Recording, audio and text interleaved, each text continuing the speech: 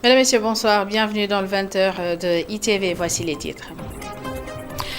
Dans l'actualité, ce 2 juillet, 159 487 candidats passent les épreuves du baccalauréat sur toute l'étendue du territoire. Les épreuves se déroulent globalement bien, à l'exception de Kaolack où un incident majeur s'est produit. 64 candidats qui passaient le bac arabe ont été expulsés par le président du jury pour détention de téléphones portables.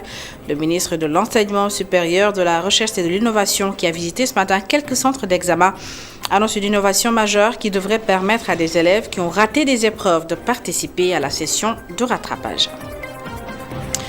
Et pendant ce temps, les lauréats de l'édition 2024 du concours général ont été primés. L'école publique sénégalaise à l'honneur avec 84 lauréats sur les 100.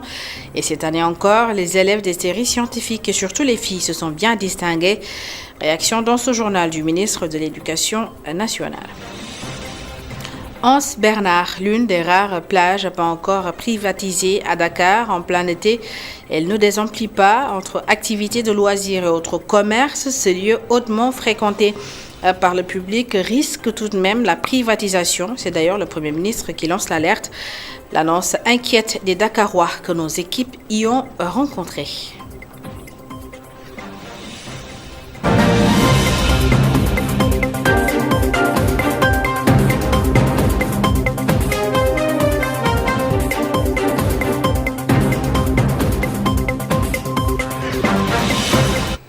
Bienvenue à toutes et à tous. Je vous le disais tout de suite, les épreuves du baccalauréat ont démarré ce 2 juillet 2024 sur toute l'étendue du territoire. Un peu plus de 154 000 élèves ont tenté de décrocher leur diplôme. Globalement, pas d'incident majeur, sauf à Kaolack où 64 candidats ont été expulsés par le président du jury pour détention de téléphones portables des élèves qui faisaient le baccalauréat arabe. Et selon le professeur Babacar Niang, le président du jury aurait reçu des instructions de l'office du bac. Le président du jury, justement, que je vous propose d'écouter, le professeur Ahmed Ndiaye. J'ai un jury L' et LR. Donc LR, c'est ceux qui font langue et arabe. J'ai un jury de 418 candidats, d'accord. Donc les statistiques, après vous voyez avec le surveillant M. Ndour, vont vous donner ça. Donc pour l'instant, tout se passe bien. Donc il y avait juste un petit cafouillage au début parce que il y a des candidats qui sont venus au centre avec leur téléphone. Et quand on a vu les téléphones dans les sacs et dans les salles, donc on a récupéré les téléphones et on a appliqué la mesure. Donc la mesure, c'est d'exclure ces candidats-là. Parce que dans leur convocation et dans les communiqués que le ministère a fait, les communiqués que le directeur de l'office du bac a fait, le téléphone portable est interdit au centre. Même si c'est éteint, c'est interdit au centre. Donc on a juste appliqué la mesure et on a exclu ces candidats.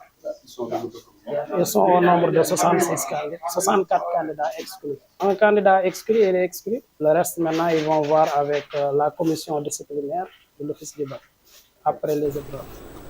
Et pendant ce temps, à Dakar, pas d'incident majeur. Nos équipes ont fait un tour au centre du lycée franco-arabe Mohamedou Lamine Mbaké, du Point E, où les épreuves ont bien démarré malgré l'absence de quelques candidats. Fatimata Bintouba.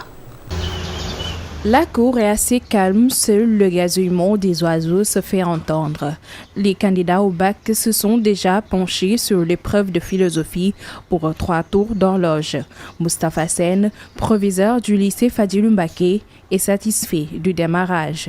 On a démarré à temps avec les épreuves, donc les surveillants sont là, les élèves aussi, les candidats sont venus à temps et on a démarré à 8 heures.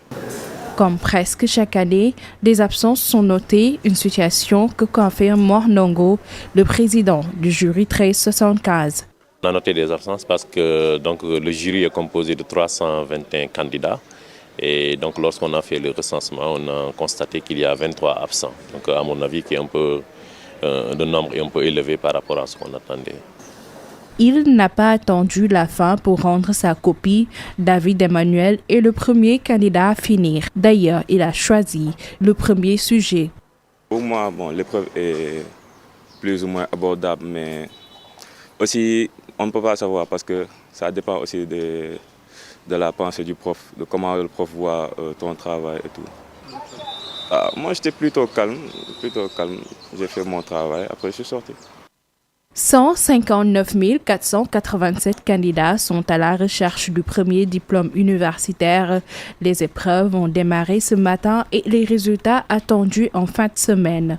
Au lycée franco-arabe Mohamedou Fadilou Mbaké de Point-E, pour le moment, tout est sous contrôle.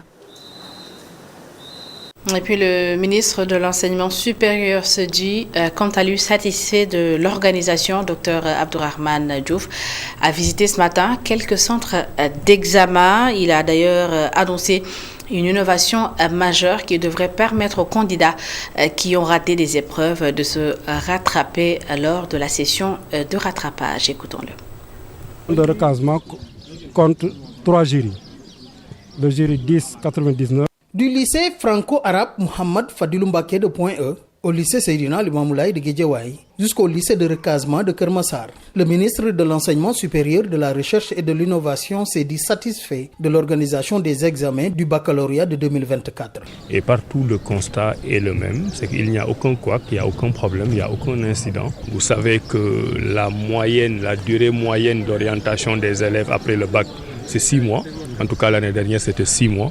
Et cette année, nous avons mis en place un dispositif qui nous permet de pouvoir orienter au moins 80% des bacheliers. La contribution de l'armée a été déterminante dans l'organisation et l'acheminement des épreuves. Dans un grand pays comme le Sénégal, où vous avez 160 000 candidats pratiquement pour le bac, jusqu'à l'année passée, les épreuves étaient transmises par des horaires à travers les différentes régions, avec des voitures brinque-ballantes. Cette année, nous avons relevé le défi, nous avons mis à contribution l'armée qui s'en est acquittée de fort belle manière. Une innovation majeure de cette année concerne les élèves non inscrits et ceux confrontés à des problèmes de papier qui pourraient s'inscrire pour la session d'octobre prochain. Qui auraient dû s'inscrire depuis janvier, qui ne l'ont pas fait pour une raison ou pour une autre. Il y a beaucoup d'élèves, des milliers, qui n'ont pas pu faire le bac pour des raisons d'état civil.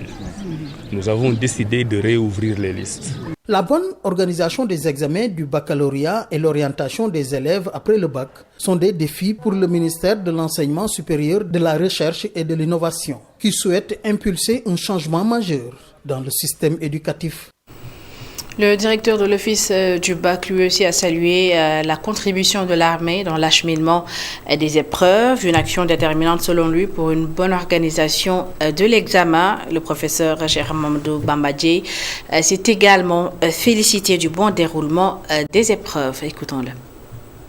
Donc pour la session de 2024, nous avons 159 487 candidats qui sont répartis dans 509 jurys dans tout le Sénégal.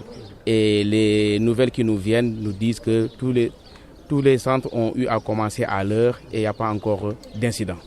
Et le baccalauréat, c'est une logistique qui incorpore beaucoup d'entités. Cette année-ci, c'est la première fois qu'on a eu à convoyer les épreuves à temps avec l'armée sénégalaise. Donc, on a pu, avec l'armée de l'air, faire 4 académies depuis le nord, Sédhiou, Kolda, Cap Skirring, ce qui n'était pas possible avec les véhicules. Donc ça, c'est vraiment quelque chose à louer. Je passe le bonjour au SEMGA, au sous-SEMGA, au général aussi de la gendarmerie, qui n'ont ménagé aucun effort pour pouvoir convoyer de manière sécurisée, d'avoir aussi une organisation efficiente par rapport à l'organisation du baccalauréat de 2024. Et pendant ce temps, les lauréats du concours général édition 2024 primés, cette année encore, les élèves des séries scientifiques se sont bien distingués. Plus de 84 lauréats viennent des écoles publiques, une prouesse justement de ces établissements scolaires. Les filles également ne sont pas en reste, 57 lauréates. Écoutons à ce propos la satisfaction du ministre de l'Éducation nationale, Moustapha Mbamba Guirassi. On peut ensemble constater que les élèves des séries scientifiques ont encore cette année remporté la plupart des distinctions, y compris dans les disciplines des séries littéraires, aussi bien en première qu'en terminale. Il y a lieu donc de signaler la percée d'établissements comme le lycée de Thiaroye, qui a obtenu 4 distinctions, dont un prix en mathématiques et un deuxième prix en sciences physiques en classe de terminale. Le classement des lauréats sur les critères de classement au concours général nous a permis de désigner Mademoiselle Zeynab Dien Samb, élève au cours privé Racine School, premier prix de mathématiques et premier prix de sciences physiques, comme meilleur lauréat du concours général des classes de première. Monsieur Amadou Bachir Touré, élève au Prytanée militaire Charles Chororé, premier prix géographie et premier prix d'histoire, meilleur élève du concours général des classes de terminale.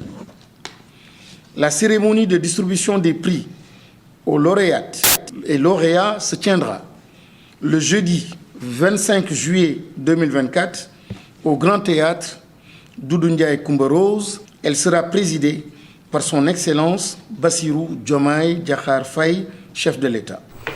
Dans l'actualité également, le ministre de l'Intérieur a visité ce matin l'état-major de la brigade nationale des sapeurs-pompiers de Malixi. Après avoir fait l'état des lieux, Jean-Baptiste Tine a annoncé la construction d'infrastructures dans les régions pour assurer l'accessibilité justement des sapeurs-pompiers sur l'étendue du territoire. Explication Abraham Paul-Pouy.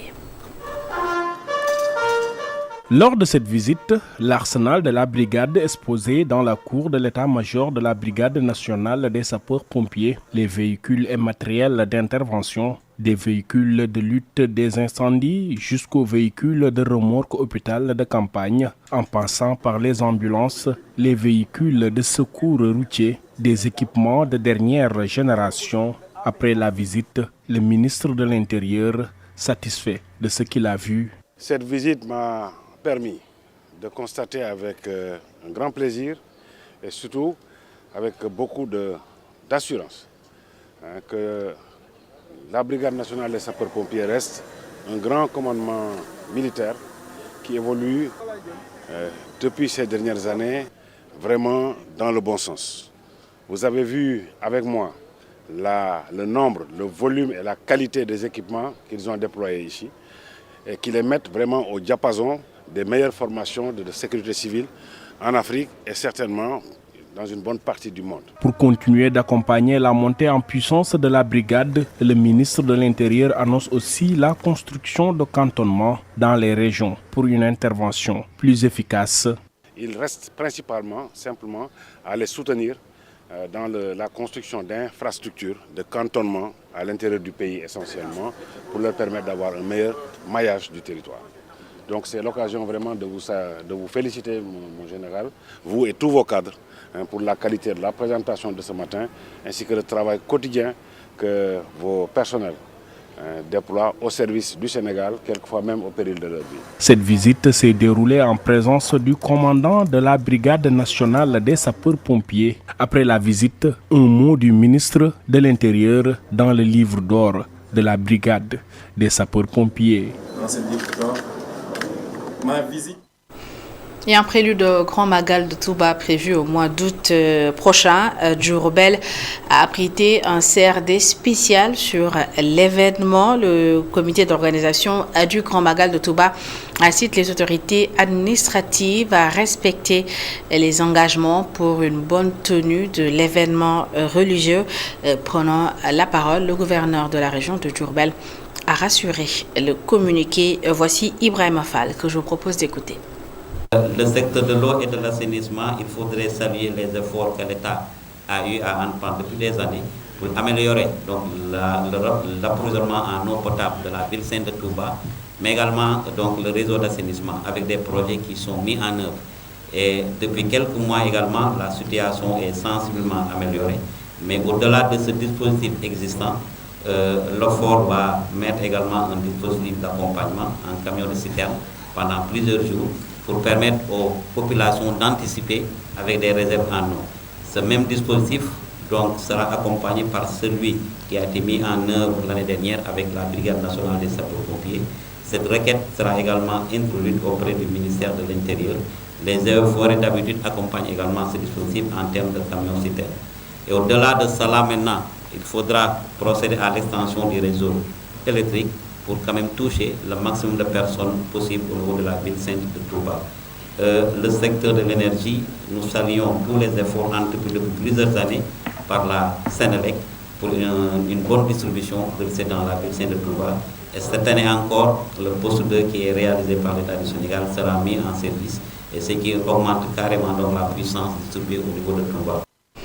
Et puis le ministre de l'Agriculture a procédé ce matin au lancement de la 5e édition des entretiens des techniciens du PRAPS, le projet régional d'appui au pastoralisme au Sahel, réhabilitation des parcours pastoraux au Sahel. Quels enseignements pour améliorer l'efficacité et les impacts au profit des pasteurs? C'est le thème de cette édition. Le ministre de l'Agriculture a annoncé un apport de 517 milliards de la Banque mondiale pour accompagner les initiatives du PRAPS. Voici à ce propos les réactions du docteur Mabouba Diagne et de la coordonnatrice du projet. Ce projet régional d'appui du pastoralisme au Sahel est devenu plus qu'une priorité, c'est devenu un devoir. Vu de cette importance, la Banque mondiale, un partenaire technique et financier de taille, qui nous a apporté un soutien de 517 milliards de francs CFA pour accompagner cette initiative-là. Comme vous le savez, nourrir notre population, assurer la sécurité, la souveraineté alimentaire, dans une démarche et dans une politique d'économie circulaire et de développement durable, est devenu plus qu'une priorité. Je dirais même un devoir. Les défis entre éleveurs et agriculteurs est devenu une priorité pour une paix sociale. Développer des cultures fourragères dans une logique d'économie circulaire, de développement durable, dans le meilleur respect de l'environnement est devenu une priorité pour nourrir nos populations. Quand je prends un petit exemple comme le Sénégal, seulement sur le secteur du lait, nous importons plus de 100 millions d'euros, l'équivalent de 65 à 67 milliards de francs CFA, et une bonne partie de cette production de lait peut être fournie par les éleveurs, les petits éleveurs, je dirais même, dans nos pays. Le Mali importe plus de 40 milliards de lait en poudre, la Mauritanie entre 25 et 30 milliards. Cette rencontre, les entretiens techniques du PRAPS, c'est vraiment des grandes conférences techniques où les praticiens, des chercheurs, des producteurs se réunissent pour échanger sur une thématique donnée en lien avec la problématique du pastoralisme. Donc la 5e édition qui nous réunit à Dakar va parler donc de la restauration des parcours dégradés au Sahel. Nous attendons donc à la fin des discussions qu'on puisse mettre en lumière les meilleures pratiques de gestion durable des parcours et aussi comment on assure la durabilité donc, de ces restaurations et comment est-ce qu'on peut faire que ça profite beaucoup plus aux pasteurs et agro-pasteurs. Reportage à présent à la plage de Anse Bernard, l'une des rares plages de Dakar où l'accès est encore gratuit pour le public. En plein été à Dakar, Anse Bernard ne désemplit pas. Des Dakarois y mènent des activités de loisirs et profitent de l'air frais. Ce lieu hautement fréquenté par le public risque néanmoins la privatisation. Et d'ailleurs, lors de sa visite qu'il y a effectuée la semaine dernière, le Premier ministre a annoncé le morcellement du domaine public maritime qui pourrait entraîner une privatisation de ces plages. Qu'en pensent justement les Dakarois? Réponse dans ce reportage signé Mamadou Dia et Chertidiane Diouf. Niché derrière le palais de la République, Anse Bernard, havre de paix pour un moment de détente. Man fi ma nekkee xalé ba légui ma ngi fi min na fi tout temps ma ngi fi. Man 7h la fi xey 19h la fi jógee. Boubacar Sibi Kabagné connaît la plage comme sa poche. Anse Bernard refuse parfois du monde. Samedi dimanche moom fi nga taxaw ni sax do fi mën taxaw c'est day bëri nit quoi waaw. Du monde, particulièrement des jeunes qui ont envie de profiter de la mer. Nous sommes des élèves en vacances. Nous profitons de la plage. comme je suis en vacances, je viens ici pour un bon moment entre amis. Je viens pour une baignade. Je ne peux pas le faire les week-ends parce qu'il y aura du monde. Elle tient un petit commerce sur cette plage qui lui a volé une partie de sa jeunesse, dit-elle. Ken Diouf a échangé avec Ousmane Sonko sur place. Il m'a salué en me disant « Est-ce qu'il ne nous mène pas la vie difficile ?» J'ai répondu non. Le Premier ministre venu s'enquérir de la situation après, dit-il, des velléités de morceler la plage pour des privatisations. Ces Sénégalais sur la berge d'Ignat. C'est la plage de Dakarwa. Certaines viennent d'autres localités pour des sorties.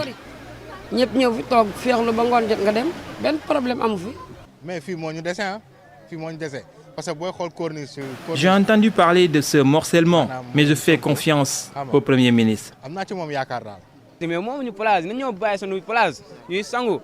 Qu'il nous laisse tranquilles profiter de notre plage. C'est un bien public. Sur la berge dimanche, Ousmane Sonko dénonce un morcellement de cette plage de Dakar, un domaine public maritime à ne pas toucher, dit-il. Et après la démission du ministre du Commerce de la mairie de Sandiara, son successeur a été officiellement installé. Aliou Ning, qui était son premier adjoint, devient ainsi maire de Sandiara. Il s'engage à apporter des changements majeurs dans la gestion de cette municipalité. Muntaga Kane Mamadouba. Cette élection qui s'est tenue à huis clos concerne 55 conseillers municipaux, dont les 40 ont voté pour Aliou Ning, qui l'a remporté haut la main, ne laissant que 14 points pour Mohamed Faye et 1 point pour Khadim Tine. Pour l'heureux élu, cette élection constitue un sacerdoce. Et aujourd'hui, j'ai un sentiment, c'est vrai, de fierté, mais aussi de responsabilité. Je considère cette élection pas une sinécure, mais surtout un sacerdoce. Le nouveau maire dit miser sur une nouvelle approche participative. Nous aurons un nouveau paradigme, une nouvelle approche pour la gestion de la mairie. Donc nous allons, pour avoir cet objectif de développement inclusif et durable, donc mettre en place une approche de gestion participative. Et très bientôt, donc, nous allons mettre en place les mécanismes qui nous permettent effectivement donc, d'atteindre cet objectif. Donc les populations seront associées à tout ce que nous ferons. Il demande au ministre du Commerce et de l'Industrie de soutenir sa commune. Je profite de l'occasion pour lui lancer un appel donc, pour nous soutenir donc, par rapport à ses fonctions ministérielles, donc, qui peuvent lui permettre effectivement donc, de faire beaucoup de choses encore pour Sandiara, même s'il en a beaucoup fait. Les nouvelles usines de Sandiara causent beaucoup de désagréments aux populations. Le maire promet d'y mettre fin en mettant sur pied 2 comités, un de contrôle et de suivi et un autre dénommé comité de zone.